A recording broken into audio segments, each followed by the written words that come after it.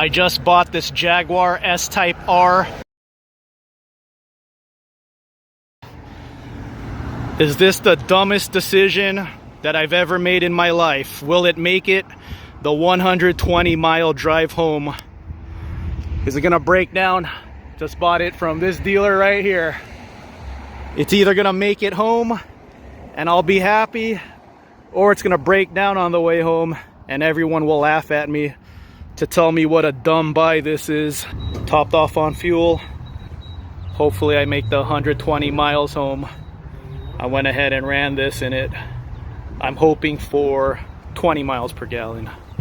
About 115 miles to get home. 2-hour drive. Will I make it? Will the engine blow up and everyone on the internet's gonna laugh at me?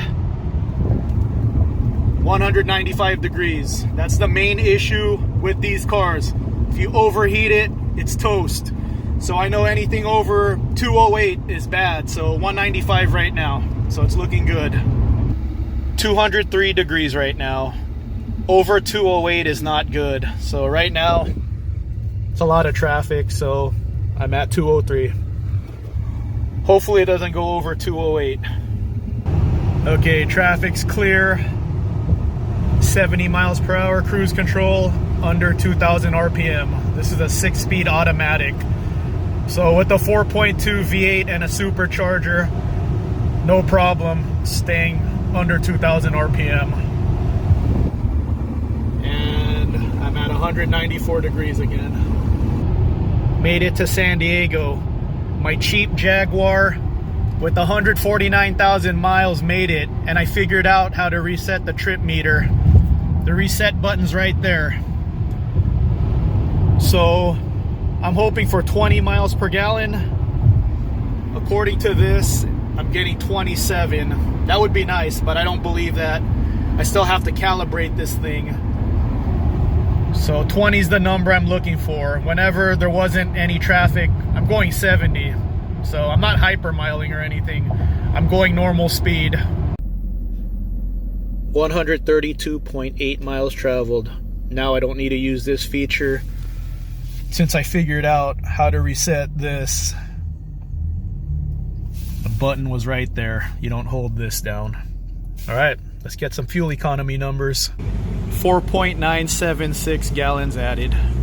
132.8 miles traveled divided by 4.976 gallons added. Actual fuel economy 26.68. I'm impressed.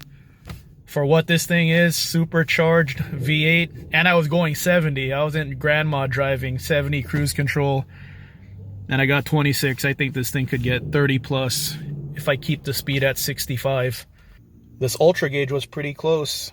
So all I have to do is put the actual amount that I added and then it'll calibrate to be more accurate. All right, 1 week in, already changing the exhaust. The stock tip's okay, but hopefully this custom shop could come up with something that fits this a little bit better. Look a little more intimidating, meaner looking. Stock exhaust, unfortunately there's a rev limiter, so let's go ahead and rev it up. 4,000 RPM. One more. All you hear is supercharger, no exhaust.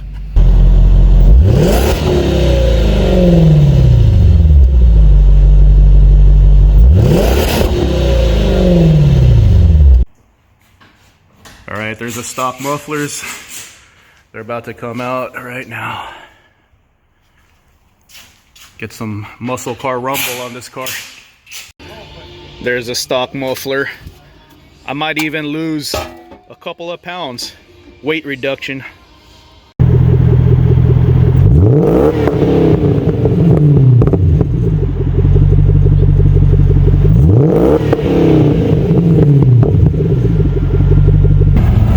Side window rolled down next to a wall.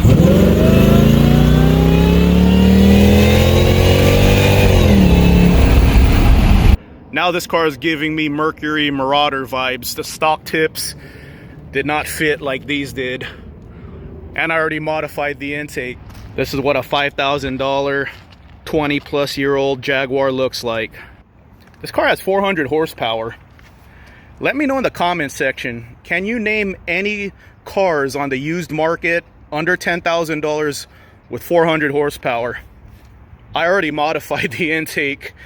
So I modified the airbox, put a K&N panel filter, and the stock tubing had a bunch of sound baffles to quiet the supercharger. We can't have that. We have to hear the supercharger and we have to hear the V8 rumble. So within a week, this car's already modded slightly